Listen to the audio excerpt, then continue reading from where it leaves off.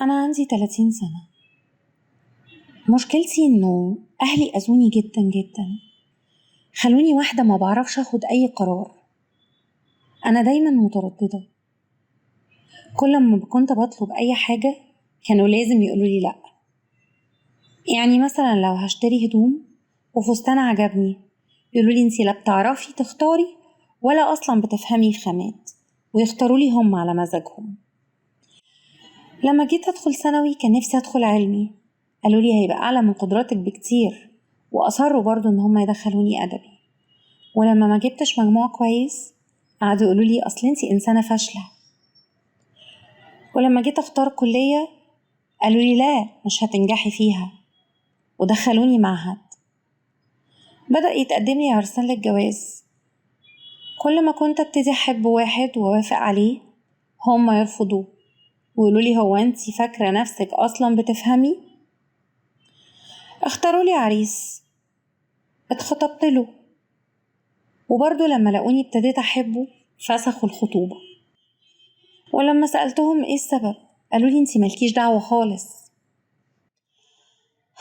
أنا بقيت مترددة ومهزوزة، مش واثقة في نفسي، والأكتر من كده إن أنا بقيت بكرههم، ودخلت في حالة اكتئاب فظيع. قولولي أعمل إيه؟ هو اللي انت فيه مش حالة اكتئاب، انت اللي فيه حالة غضب. انت عندك غضب عالي قوي. الاهالي بتتخيل انها بتفهم اكتر من اولادهم في حياتهم، بس حياة ابني او بنتي مش لازم تكون نسخة من حياتي، ومش شرط اللي شفته في حياتي هم كمان يشوفوه. ادوهم فرصة يختاروا. لو ابنك عنده 2 وقدامه كورتين، اختار واحدة سيبه يختارها. هو ايه يعني؟ ولو اختارت البنت فستان مش حلو قوي، طالما ان هو مناسب، يعني مش مخالف العادات والتقاليد، هيجرى ايه؟ هو اول فستان ولا اخر فستان في حياتها؟ ما تسيبوها تجرب في الحاجات اللي مش هتخسرها حاجة تندم عليها. لما تيجي تقولك انا عايزة ادخل علمي وانت شايف انه ادبي، ما يجراش حاجة لما تقعد تتكلم معاها ما اقتنعتش دخلها أدبي يا سيدي. سقطت سنة حتى، إيه المشكلة؟ سيبوها تتعلم.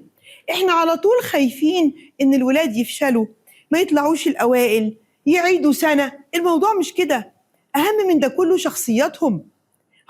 هي مش هتعيش عمرها كله في المدرسة. ما يجراش حاجة، سيبوها تجرب أو سيبوه يجرب.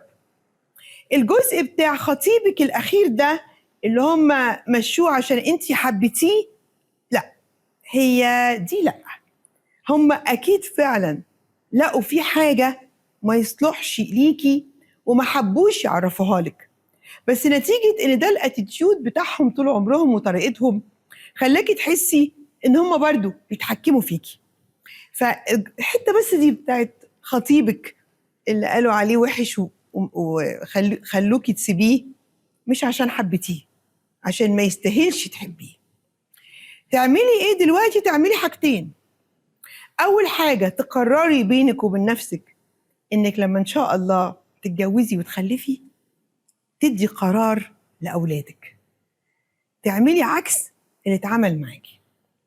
وبالنسبة لمامتك وباباكي، المشوار في البيت قرب يخلص خلاص، انت دلوقتي مستنية العريس. ركزي قوي في اختيارك للعريس، بس اسمعي لهم، لان مش معنى انك هتختاري او ان هم اختاروا لك ان كلامهم كله غلط. لا، اسمعي لهم وركزي وفكري صح، لانك انت الجوازة الصح هي بالنسبة لك مخرج وبداية حياة جديدة تاخدي فيها قرارات سليمة. وبقول للمرة الأخيرة، سيبوا ولادنا يختاروا. زمان كنا بنقعد نسمع لأهالينا، دلوقتي احنا محتاجين نقعد نسمع لأولادنا. مفيش وقت هم يسمعوا لنا، يا ريت بس يدونا الوقت ونسمع لهم احنا.